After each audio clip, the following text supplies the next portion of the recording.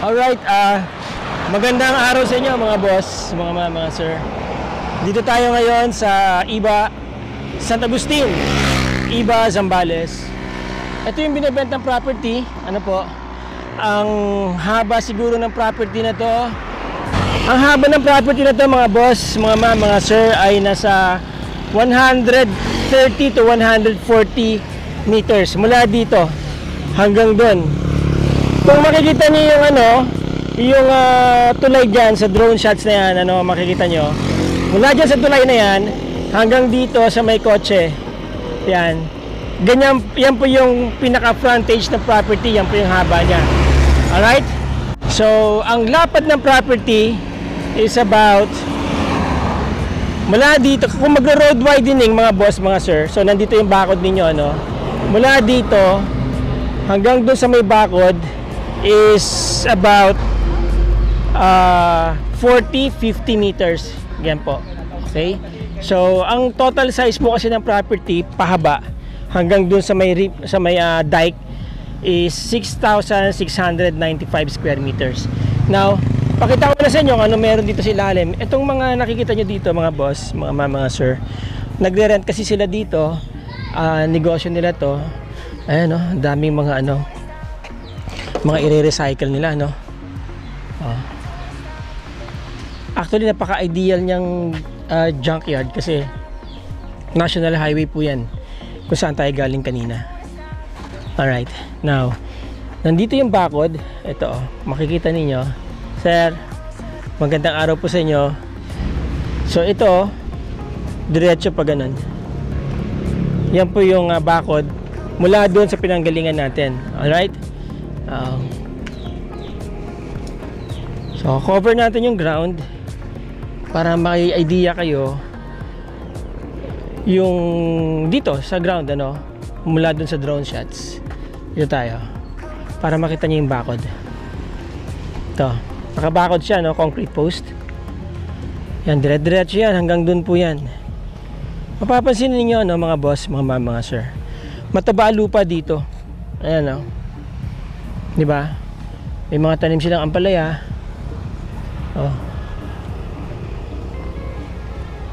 Ayan, may mga ampalaya nilang tanim, Alright, so dito na tayo.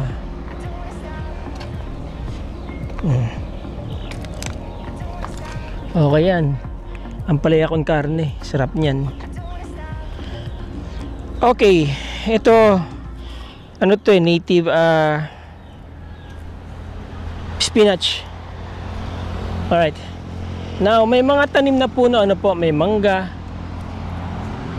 May kinalabaw na mangga, may Indian mango. Ito kinalabaw to. Yan, kinalabaw. May mga saging na saba. Yan na po yung National Highway. Pataas, mababa na dito. Mataas po yan kasi approach yan ng tulay papunta doon. Okay? Pwede nyo naman itong patambakan pero hindi po bumabaha dito. Gawa ng makikita nyo mamaya na mataas yung dike na ginawa dyan. Maraming silang saging dito. Yun. Mga saging. Alam nyo, napaka-ideal nito na gawing isang commercial area. Itong lugar na to.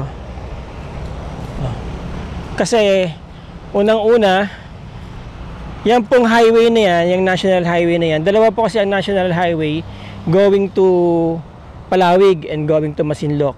Isang main thoroughfare or main highway at isa yung bypass na nandoon sa kabila. Doon walang masyadong dumadaan na sasakyan dahil mula dito sa highway na yan, nandyan yung mga kabahayan, nandyan yung population papunta doon sa bayan ng Palawig. Yan. Diyan din dumadaan yung mga public transportations. Okay? Kita nyo mga kanina, habang nag-introduction ako, maraming dumadaan sa sakyan. Ayan, tignan nyo to, itong na to, puno na yan, lang yan. Sinuksok lang yan dyan, tapos nabuhay, ayan, ginawang poste. Okay, yan. May mga puno ng nara. Nara ba to? Hindi, ito yung ano, imbabao. Yan. Tapos mangga. Ito palagi ko to, century old mango na to. Laki na yun. Now, merong lumang bahay dyan. Yan o, lumang bahay. Yan po yung kung saan nakatira yung caretaker dati. Siyempre, hindi na tayo papasok dyan. Baka mamaya kung ano pang milagro makita natin dyan. Diba? Dito lang tayo sa labas. Kaya may nakatira dito noon. Umalis na.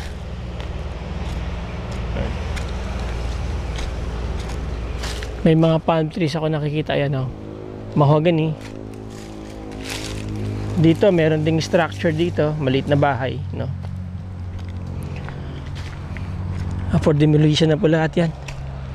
Okay? Pwede rin magamit in the meantime kapag i-develop yung property.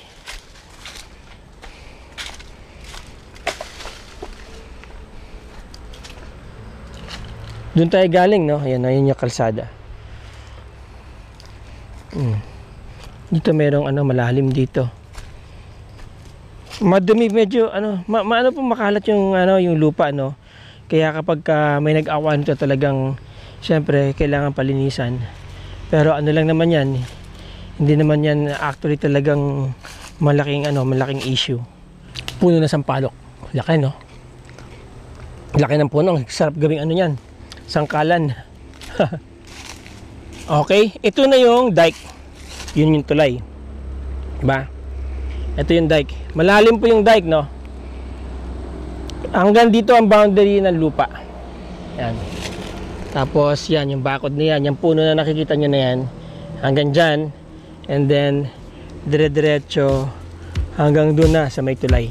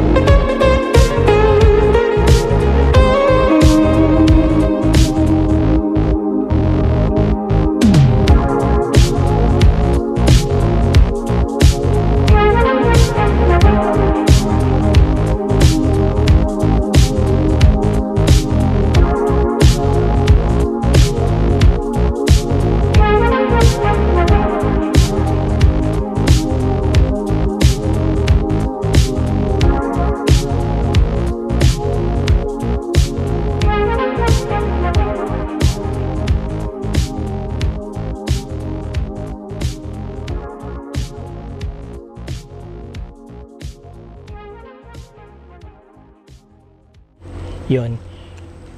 That is about mga, tingin ko mga nasa 50 meters yan. Or more or less. Right, so yan. Yan na yung ilog. Okay? Hindi naman po umaabot yung ilog dyan sa may tulay, so hindi yan lalagpas dito, no? Alright. Babalik na tayo doon.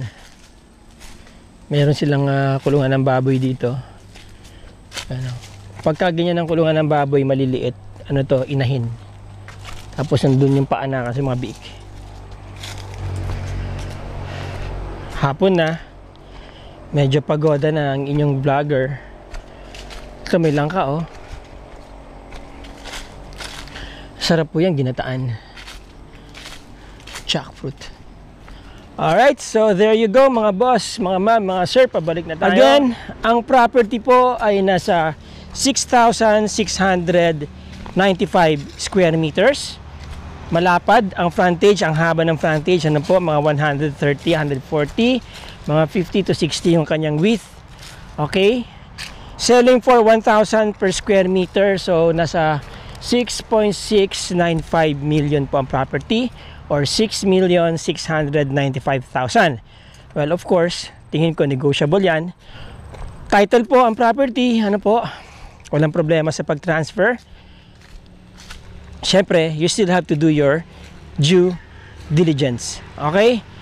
Para po sa mga interesado, mga boss, mga ma'am, mga sir, na ma-acquire ang property na to, malaki ang potential, maganda ang potential, habang mura pa. Ano po? Mura yon sa 1,000 per square meter kasi sa Kabanggan po, yung along the National Highway, no? Ito, Iba Zambales pa to, capital ng Zambales. Sa Kabanggan, nasa 2,500 na per square meter. 100 meters mula doon sa National Highway. So dito malamang eventually, syempre tataas ang value ng property dito dahil, you know, dumadaming tao, lumalaki ang ekonomiya, di ba? Especially dito sa Zambales, marami nang bumibili ng properties dito sa Zambales coming from National Capital Region and Pampanga. Alright? Para sa mga interesado po dyan, yan ang aking contact details, yan ang aking Viber, WhatsApp, and Globe, at ang aking email address nandyan po sa baba. Ang aking Facebook link, message nyo ako sa Messenger, nandyan po sa description ng video na to. Again, maraming salamat sa inyo mga boss, mga ma'am, mga sir. Till the next video. Ciao.